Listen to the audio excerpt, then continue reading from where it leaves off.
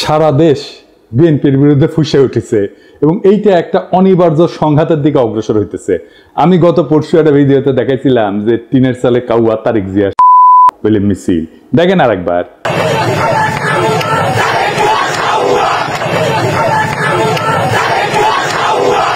আজকে দেখেন একের পর এক মিছিল।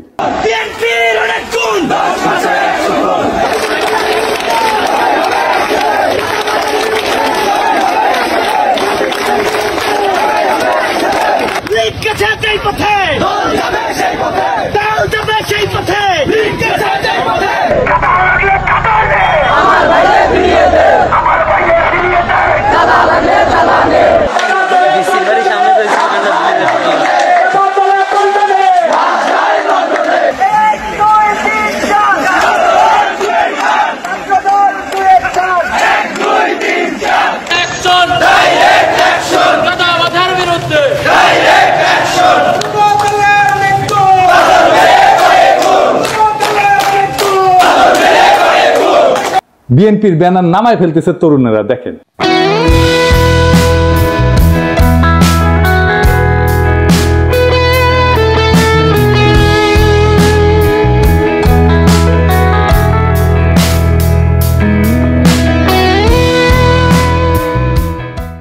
এটাই হইতেছে বিএনপির 11 মাসের অর্জন।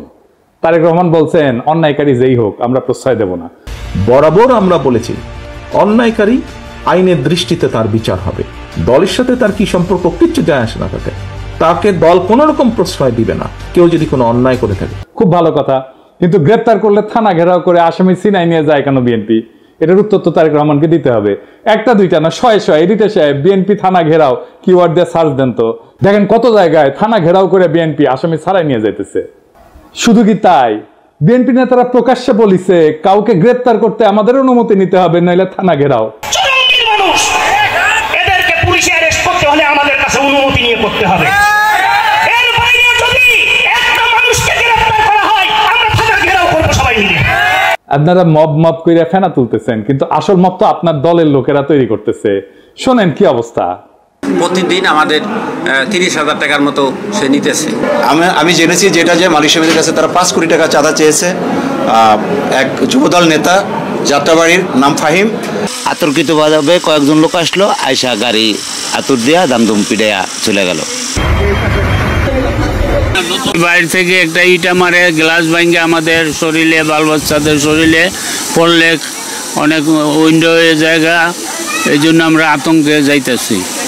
আমাদের ভোগান্তি হইতেছে, আমরা রোগী নিয়ে যাইতে পারতেছি না, অনেক সমস্যা, এর বিশ্বাস চাই আমরা।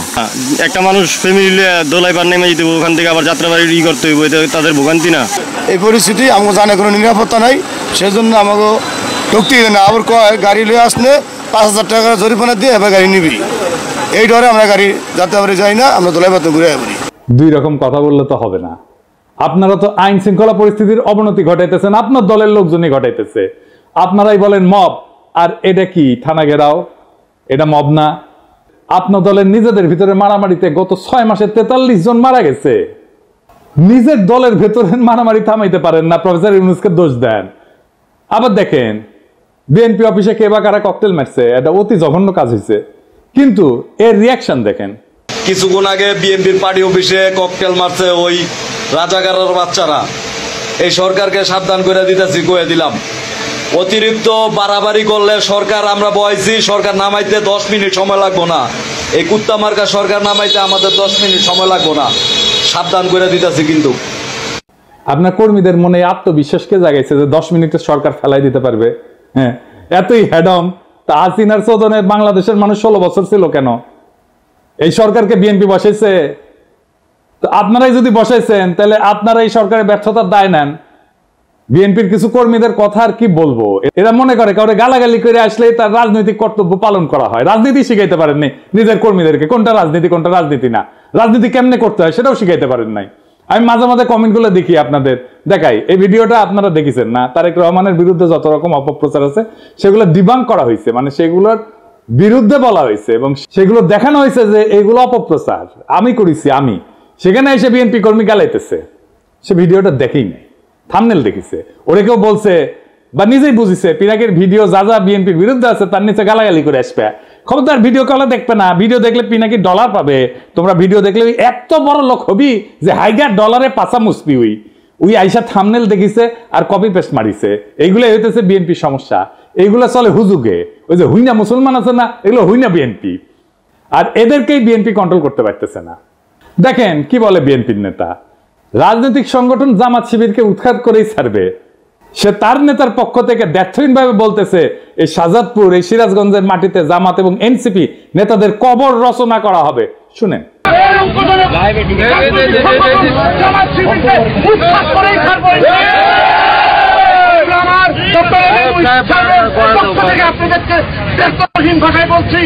এই শাহজাদপুর, এই সিরাজগঞ্জ, বাংলার মাটিতে জামাত এবং এনসিপি নেতাদেরকে কবর রচনা করা হবে। এর নাম হইতেছে আমির হোসেন সবুজ, সাংগঠনিক সম্পাদক শাহজাদপুর উপজেলা বিএনপি। আবার দেখেন তারেক জিয়াকে নিয়ে সন্তান মন্দ কথা বলছে, তাই ছাত্রদল নেতা সদল বলতে যায় বয় বৃদ্ধ পিতাকে শাসাইতেছে। সকাল 10টা পর্যন্ত সময় বেঁধে দিচ্ছে, এর মধ্যে ক্ষমা না চাইলে যে জায়গায় পাই আমরা বিচার করব বলে হুমকি দিচ্ছে। শুনেন,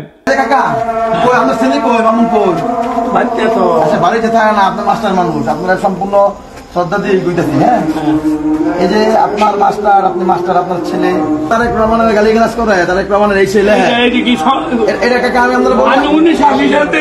আচ্ছা কাকা, আপনি 80 সালে বিএনপি করেন, আমার বাবা আমলি করতো, সমস্যা নাই, কিন্তু তারেক রহমানের নামে যে এই ধরনের কথাবার্তা গুলো লেয়, তখন আমরা তো মনে করেন যে আল্লাহ নবীর করে তারেক রহমানের মানি, বাপদা যাচ্ছে বেশি মানি। এমন বিষয়টা হচ্ছে গিয়া উনি তো কোনো অপরাধ করে নাই, ওনারা এই যে গালিগালাজ করেছে বললো যে আমি একটা কথা শুনেন, আপনার ছেলেরে ফোনটা কইবেন যে সুলতানের রায় ছিল কালকে সকাল 10টার মধ্যে তার টাইম, কালকে 10টার মধ্যে যাতে ফেসবুকে যেটা লেখছে এটাতে কয় যে ভুল করছে, ভুল স্বীকার করে কাকা। যদি ভুল স্বীকার না করে এর বিচার কিন্তু আমরা মনে করেন যে রূপগঞ্জের যেই জায়গায় পাই আমরা বিচার করে দিব কাকা, যদি আমরা ব্যর্থ হন কাকা।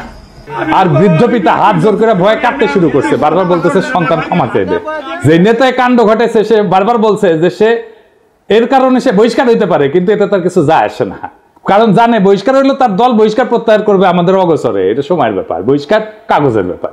এইবার শুনেন, এটা আমি লাইভে আছি কাকা, একদম মনে করেন যে সারা বাংলাদেশে দেখতেছে আমার নেতা একটা মানুষ দেখতে পারে, আমার বহিষ্কার করতে পারে, আমার কোনো আপত্তি নাই।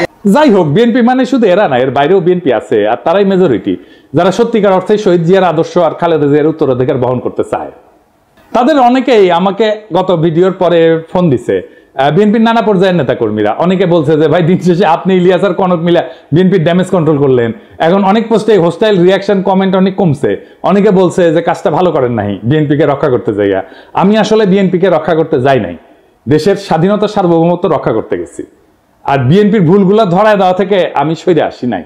এখন কইবেন বিএনপিকে রক্ষা করলে বাংলাদেশের স্বাধীনতা সার্বভৌমত্ব, দেশের স্বাধীনতা সার্বভৌমত্ব কেমনে রক্ষা হয়? আসেন এটা না বুঝে দেখি, বিএনপির সাথে স্বাধীনতা সার্বভৌমত্ব কেন যুক্ত। একটা আধুনিক রাষ্ট্রের স্বাধীনতা সার্বভৌমত্ব কেবলমাত্র তার ভূখণ্ড বা আন্তর্জাতিক স্বীকৃতির উপর নির্ভর করে না, বরং সেটা গঠিত হয়, তৈরি করতে হয় রাষ্ট্রের জনগণ, প্রতিষ্ঠান এবং রাজনৈতিক পরিকাঠামোর সমন্বয়। তিনটে জিনিস, জনগণ, প্রতিষ্ঠান এবং রাজনৈতিক পরিকাঠামোর সমন্বয়। এই কাঠামোর কেন্দ্রে অবস্থান করে রাজনৈতিক দলগুলা। রাজনৈতিক দল কেবল রাষ্ট্র ক্ষমতার প্রতিযোগী না, তারা রাষ্ট্রীয় কর্তৃত্বের সামাজিক অনুমোদনের ধারক, জন অভিপ্রায় প্রকাশের মাধ্যম এবং রাজনৈতিক স্থিতিশীলতার একটা মৌলিক স্তম্ভ। যখন একটা দেশের রাজনৈতিক দলসমূহ ধ্বংস হইয়া যায় বা তাদের কার্যকারিতা ভেঙে পড়ে, তখন সেই রাষ্ট্রের আন্তঃপ্রাতিষ্ঠানিক ভারসাম্য, জনভিত্তিক শাসন এবং কূটনৈতিক অবস্থান দুর্বল হয়ে যায়, যা সরাসরি স্বাধীনতা সার্বভৌমত্বের উপরে আঘাত আনে।